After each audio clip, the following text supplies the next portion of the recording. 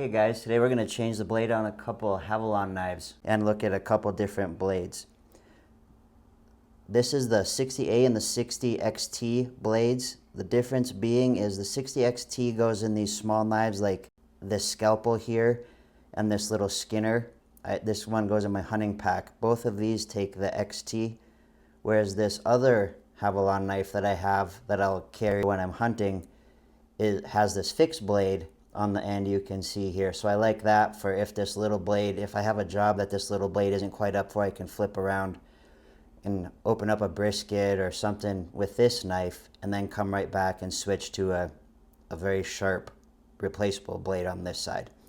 So just for sake of clarification, let's do it like that. 60A, 60XT. All these blades can be changed the same way. It doesn't matter what variation of Havalon knife you have, the method is the same to change the blade. So let's start with this guy here. You can buy these from Havalon, they're just a couple bucks. I highly recommend you do it. This is the way to go for sure. It's the safest way to do it. So you have this right here, and then you open it up, and in here, there's a blade holder. You place your blade right in there, close, listen for the audible snap that it's shut. Then you're going to press right here. There's lettering that says press even. They make it easy on you. Press right there and just wiggle, turn to the side and pull out. And it comes right on out.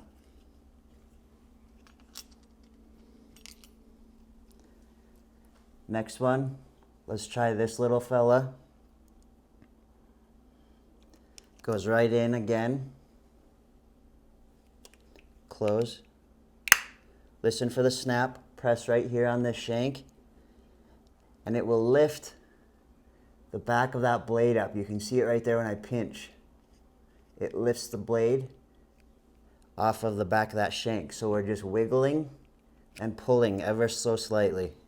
And that one comes off. I'm going to get this guy closed up before we get too crazy. One last time. Now for the big guy.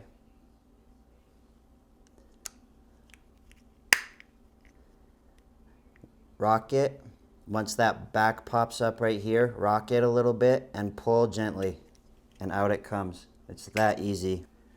Okay, now the ways that you shouldn't do this but can, but I don't recommend it. It's unsafe. So you changed it, let's say you broke that piece, you lost it, it fell in the fire, you got lost. Now all you have is your multi-tool or a pair of pliers. What you can do is squeeze at the back here and lift up just like that plastic piece was doing, and then gently push, and then come out and grab it right here and gently pull it off.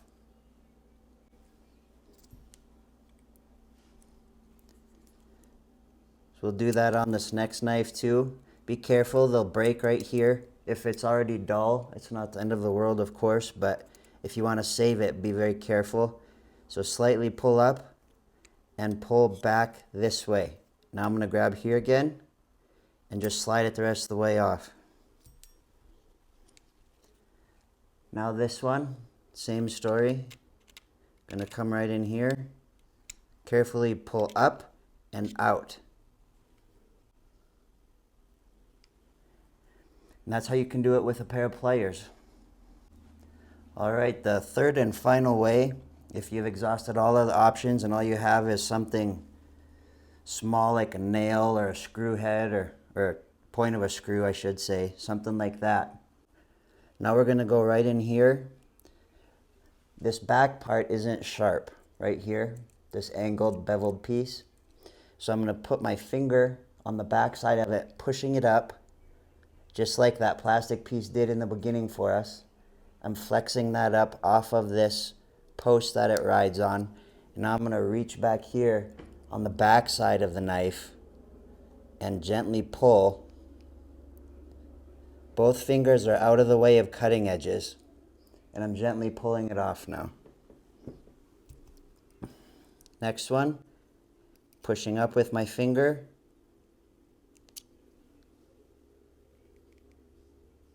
Gently pulling out.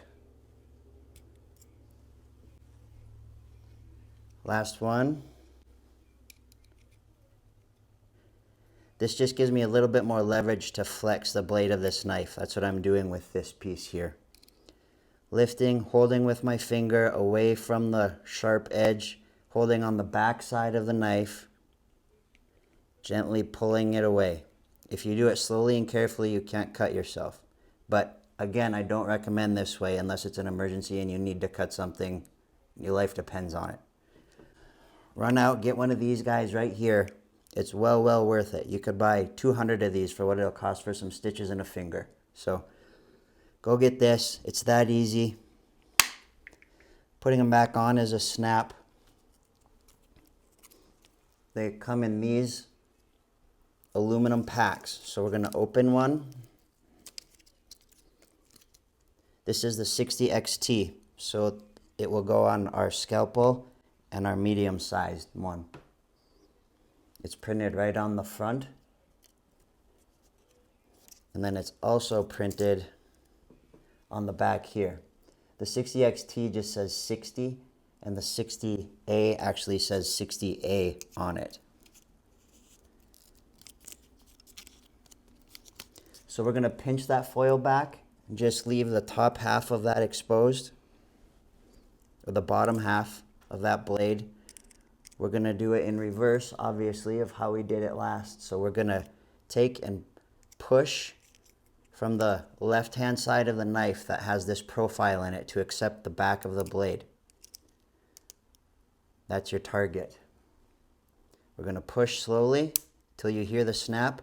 Pull it forward a little bit just to make sure it's locked, and you're good to go again.